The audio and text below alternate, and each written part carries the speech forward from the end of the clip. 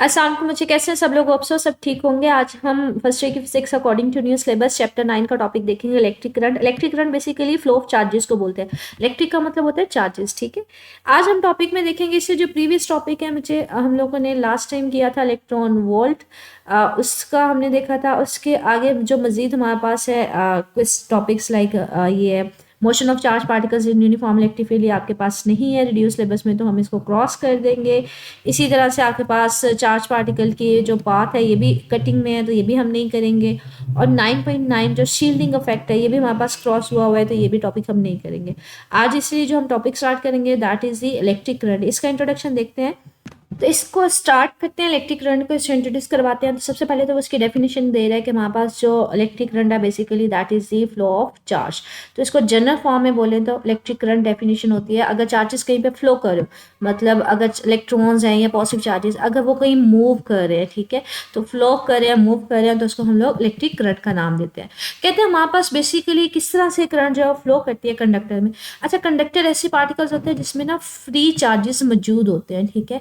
जो charge carriers होते हैं वो मोस्ट कॉमनली फ्री इलेक्ट्रॉन्स होते हैं, मतलब उनमें इलेक्ट्रॉन्स मूव कर रहे होते हैं। स्टार्टिंग में सिनेरियो क्या होता है कि हमारे पास ये कंडक्टिंग मटेरियल है, एक मेटल है जिसके अंदर नेगेटिव आयंस हैं, ठीक है, इलेक्ट्रॉन्स हैं। ये स्टार्टिंग में ना फ्रीली मूव कर रहे होते हैं, कोई किस तरफ जा रहा होता है, कोई लेफ्ट पे कोई राइट पे, तो रैंडम डायरेक्शन होती है। तो अगर कोई लेफ्ट पे जा रहा है तो कोई राइट पे भी जा रहा होगा, कोई ऊपर जा रहा होगा तो कोई नीचे भी जा रहा होगा, तो ओवरऑल एक दूसरे का इफेक्ट को ना कैंसिल कर रहे होते हैं। स्टार्टिंग में किसी किस्म की करंट नहीं होती, तो फ्री इलेक्ट्रॉन्स मूव कर रहे होते हैं। लेकिन कहते हैं अगर आप इसके एक्सट्रीम एंड्स के ऊपर, इसके एंड्स के ऊपर एक बैटरी प्रोवाइड करते हैं, तो ये क्या होना शुरू हो जाएंगे, एक डायरेक्शन में मूव ऑन करना शुरू हो जाए। तो अगर इसी कंडक्टर के एंड्स के ऊपर पीछे अगर आप बैटरी लगा देते हो ना, तो बैटरी की वजह से ये इलेक्ट्रॉन्स क्या करेंगे, आपके पास एक डायरेक्शन में सारे लाइन हो जाएंगे, तो एक डायरेक्शन में वो मूव करना शुरू हो जाए।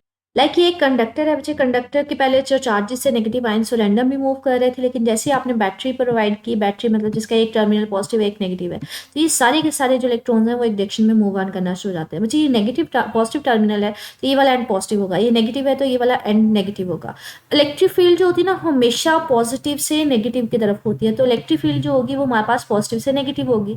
लेकिन जो इलेक्ट्रॉन्स हैं वो क्या करेंगे, ऑपोजिट मूव करेंगे इलेक्ट्रिक फील्ड के। इलेक्ट्रिक फील्ड की डायरेक्शन ये है, लेकिन इलेक्ट्रॉन्स क्या कर रहे हैं, वो बैटरी के पॉजिटिव टर्मिनल की तरफ जा रहे हैं, तो उनकी डायरेक्शन जो होती है वो ऑपोजिट होती है किसके, इलेक्ट्रिक फील्ड के। तो यहाँ पे यही बात कर रहे हैं कि जब आप बैटरी देते हैं तो जो इलेक्ट्रॉन्स हैं वो इलेक्ट्रिक फील्ड सेटअप हो जाती है, इलेक्ट्रिक फील्ड सेटअप हो जाती है कंडक्टर की वजह से, जिसकी वजह से जो इलेक्ट्रॉन्स हैं उनके ऊपर एक फोर्स लग रही होती है।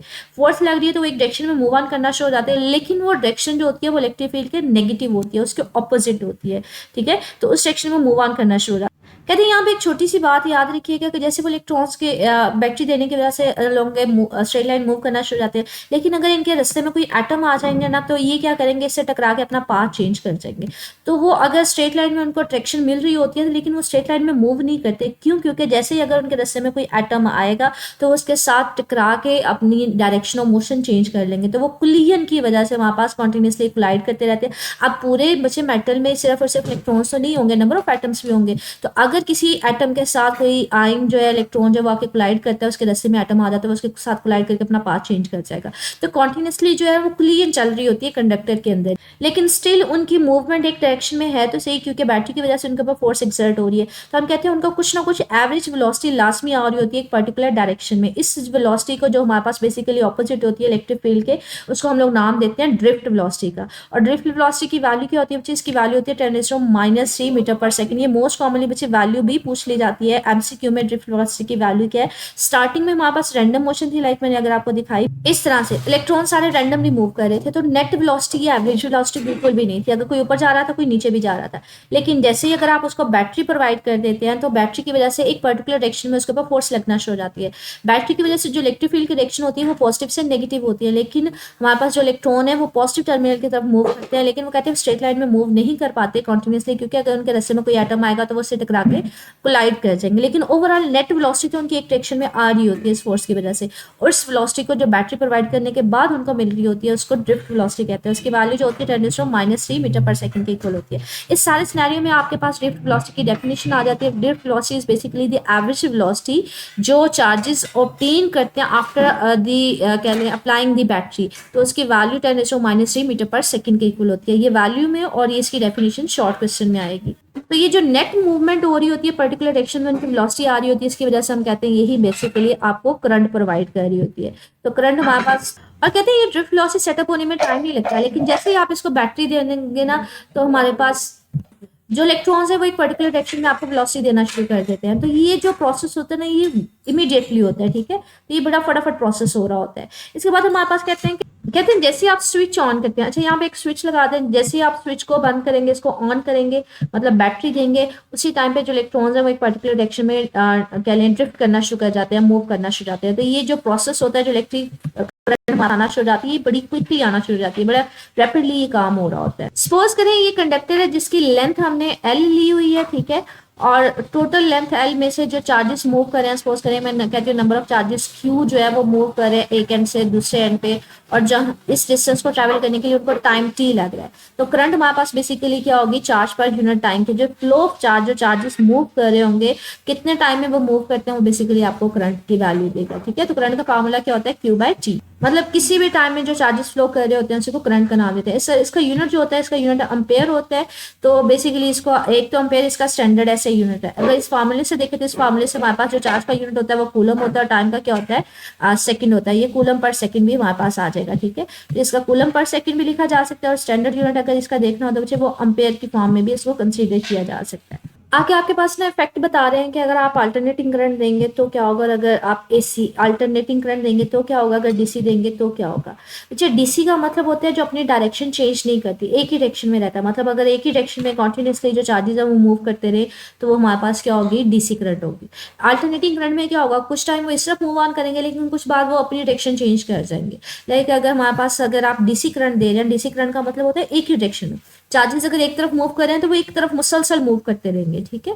तो हम कहते हैं वो डीसी करंट है। लेकिन अगर पहले चार्जेस एक डायरेक्शन में मूव कर रहे थे, लेकिन कुछ टाइम बाद वो दूसरी डायरेक्शन में मूव ऑन करना शुरू हो जाए, पहले एक तरफ करंट आ रही हो, बाद में दूसरी तरफ करंट आना शुरू हो जाए, तो हम कहेंगे कि वो हमारे पास क्या है, अल्टरनेटिंग करंट है। तो यहाँ पे एक छोटी सी बात है कि अल्टरनेटिंग करंट अगर देते हैं तो वो अपनी डायरेक्शन चेंज कर रहे होते हैं, लेकिन अगर डीसी देते हैं तो जो चार्जेस हैं वो एक ही डायरेक्शन में मूव करते रहते हैं ऑल द टाइम, तो हम कहते हैं डीसी हमने दिए।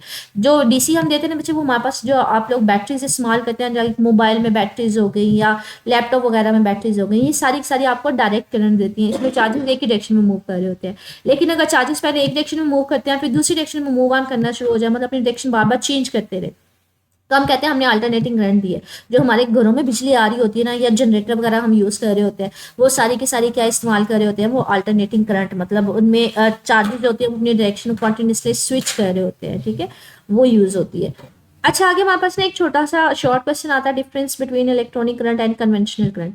कहते हैं इलेक्ट्रिक करंट के बारे में हमने अभी स्टार्टिंग में ऊपर वाले टॉपिक में ये पढ़ा है कि ये बेसिकली फ्लो ऑफ इलेक्ट्रॉन्स की वजह से होता है, ठीक है। इलेक्ट्रिक करंट जो है ना, ये कॉमनली हम कंसिडर करते हैं फ्लो ऑफ इलेक्ट्रॉन्स की वजह से। लेकिन कहते हैं स्टार्टिंग में ये माना जाता था कि जो हमारे पास करंट है ना, वो पॉजिटिव चार्जेस की वजह से होता है, वो नेगेटिव चार्जेस की वजह से नहीं होता। स्टार्टिंग में ये माना जाता था कि पॉजिटिव चार्जेस की वजह से इलेक्ट्रॉन करंट जो है वो फ्लो करती है। तो इस बात पे ये एक स्टोरी की फॉर्म में है कि स्टार्टिंग में ये माना जाता था कि जो हमारे पास करंट है ना, वो पॉजिटिव चार्जेस की वजह से फ्लो करती है। उसके ऊपर सारे बुक्स बन गई, साइंस सारी उसके ऊपर बेस कर दी गई, डिस्कवरीज होना शुरू हो गई। लेकिन बाद में ये देखा गया कि जो इलेक्ट्रॉन है वो लाइटर पार्टिकल है, उसकी वजह से इलेक्ट्रॉन करंट ऑब्टेन की जाती है। तो बजाय इसके कि साइंसदानों ने ये कि वो अपनी सारी बुक्स चेंज करते, वो सारी रिसर्च चेंज करते, उन्होंने क्या किया, उन्होंने कहा बुक्स में या जर्नल में यही रहने देंगे, हमारे पास जो डायरेक्ट करंट है ना वो पॉजिटिव चार्जेस की वजह से ही है। लेकिन हाँ, हमें ज़रूर पता होना चाहिए कि जो रियल लाइफ में हम करंट ऑब्टेन कर रहे हैं वो किसकी वजह से कर रहे हैं, इलेक्ट्रॉन्स की वजह से कर रहे हैं। तो स्टार्टिंग में रिसर्च जो है वो पॉजिटिव चार्जेस की वजह से बेस कर दी गई, सारी बुक्स वगैरह लिख दी गई, लेकिन बाद में इलेक्ट्रॉन्स की वजह से हम वो रियलिटी में ऑब्टेन करते हैं। तो साइंसदानों ने उन सारी मटीरियल को चेंज करने की बजाय ना उसको नाम दे दिया कि हम लोग उसमें बुक्स में पॉजिटिव चार्जेस की वजह से ही रहने देते हैं, वो कन्वेंशनल करंट होगी, और लेकिन हमें बैक एंड पे ये पता हो कि हमारे पास जो करंट है वो इलेक्ट्रॉन की वजह से आ रही है। तो कन्वेंशनल करंट कहते हैं ये हमारे पास hypothetical flow of positive charges है बेसिकली, कि मतलब ये एक फर्जी जो हमने फर्ज किया हुआ है, कन्वेंशनल करंट सिर्फ एक फर्जी करंट है जो पॉजिटिव चार्जेस की वजह से है। इसका इफेक्ट वही होता है जो हमारे पास नेगेटिव चार्जेस के इलेक्ट्रॉन्स की वजह से होगा। सिर्फ और सिर्फ आपको पता है जितना इलेक्ट्रॉन के ऊपर चार्ज होता है उतना ही प्रोटॉन के ऊपर पॉजिटिव चार्जेस के ऊपर होता है। सिर्फ और सिर्फ डिफरेंस क्या होता है, साइन का डिफरेंस होता है। अगर एक का लेफ्ट साइड पे जाएगी चार्जेस तो दूसरे की वजह से राइट साइड पे जाएगी क्योंकि डायरेक्शन ऑपोजिट होगी। ठीक है, कहते हैं बाकी सारी की सारी फिजिक्स पीछे सारी सेम थी क्योंकि चार्ज की वैल्यू दोनों के ऊपर सेम होती है, सिर्फ और सिर्फ साइन डिफरेंस होता है। तो जितना पॉजिटिव चार्जेस की वजह से करंट आएगा जो उसका इफेक्ट होगा वही हमारे पास नेगेटिव चार्जेस की वजह से होता है, इसलिए इसको चेंज करने की जरूरत नहीं है। अब बेसिकली डिफरेंस हमने बताना है कि कन्वेंशनल करंट और इलेक्ट्रॉनिक करंट में फर्क क्या होता है।